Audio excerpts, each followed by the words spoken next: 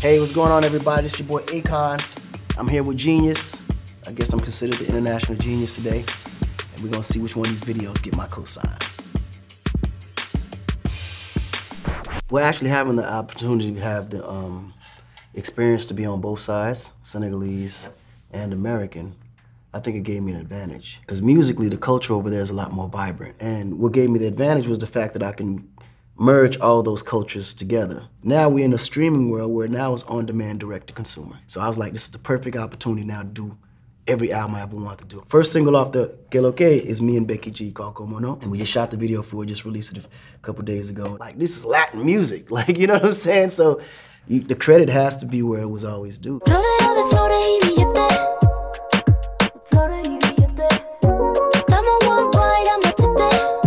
I actually like the lip posing with the Blue Men. It's almost like the Blue Man group with the Blue Woman group.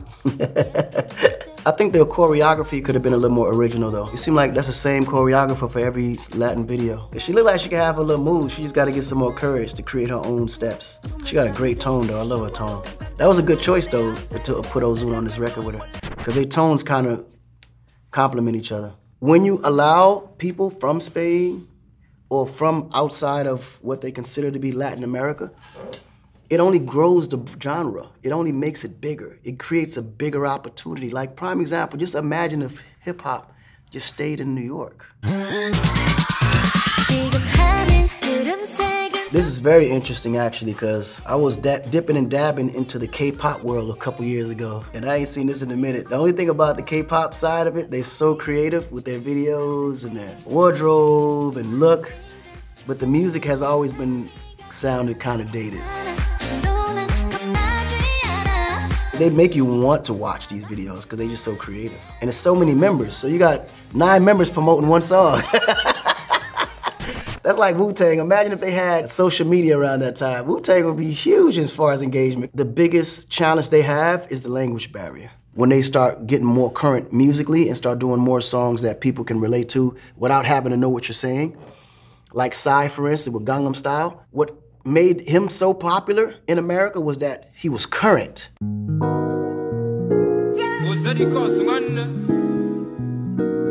This kid reminded me of Wizkid when I first found him, man. And I love how he's adapting to his age bracket. You can tell he's young. He's surrounded by young. You know what I mean? Like, this whole wave is young. His music is current, the production is amazing, the song is amazing. He's gonna do big. And then he's coming out at the height of where Afrobeat is right now too.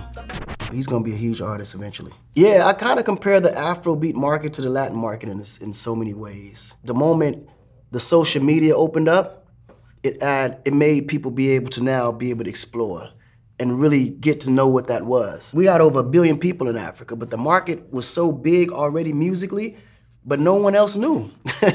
You know what I'm saying? Like, these guys would go to the O2 stadium in the UK and sell out 4 or 5 nights, and you're like, who are these guys?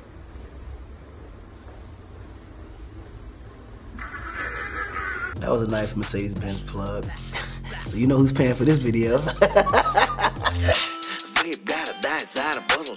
Like, this song would work anyway, first of all, because it's just super silly. Kids are gonna fall all over this record. I don't know what the hell he's saying, but I'm already intrigued because he's just, his attitude, like his personality, you can see it all in the video. It reminds me of a hip-hop version of Psy, you know what I'm saying?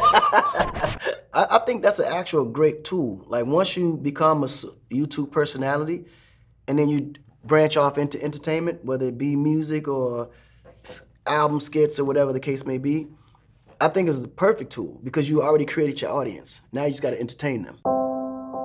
This is one of my favorite records actually. Mainly because you would have never expected him. I had a whole nother picture of who this guy was. Like, I saw this just real handsome Latin dude with a nice chain, you know, button down. You know what I'm saying? Like, I didn't expect that. Then I saw, like, oh shit, that's T-Pain all over again.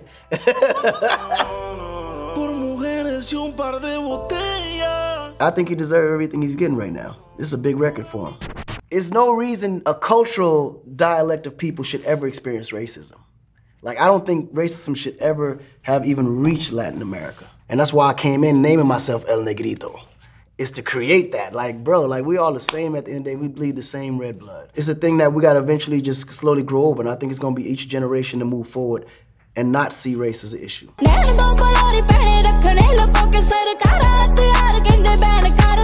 And I always like videos like from the Middle East and India and places like that. They always have this real eclectic way of expressing this way too. You know what I'm saying? Because it's always metaphorical. Yeah, this video is dope. Obviously, MIA is the most original one out there like that, but this ain't that bad of a replica. I can live with it. It's actually very similar. Super, super similar with the cars, you know, the robes and the sound itself. But MIA has been missing for a long, like she's been MIA. We miss it. Like, I don't mind this coming right now. If I can't get MIA, I don't mind this.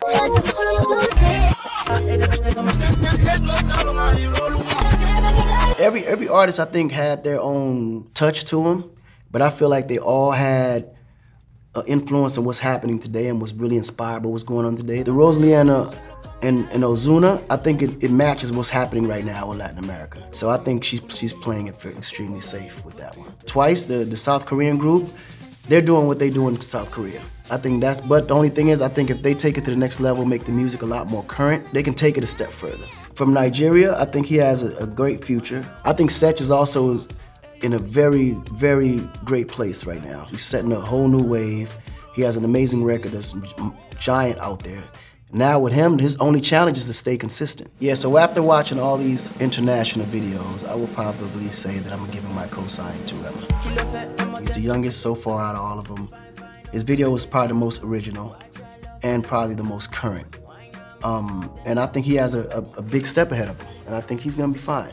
I would also like to give one to Setch too. I just want to give 2 cosigns, I have to, sorry. And that boy's out of here. And I gotta, you know, represent for the El Negritos.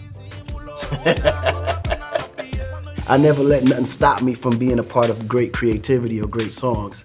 So I think a lot of that kind of helped me in a big way, but from a creative standpoint, I think the culture difference and the knowledge of culture that my, you know, predecessors didn't have, that I was able to experience and be blessed with, kind of gave me the edge of being able to take the music a little bit further.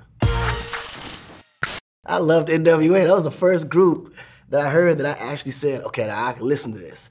But then on the other side, from New York, the first artist I ever heard that I really liked and felt like that made me like hip hop was Eric B. and Rakim.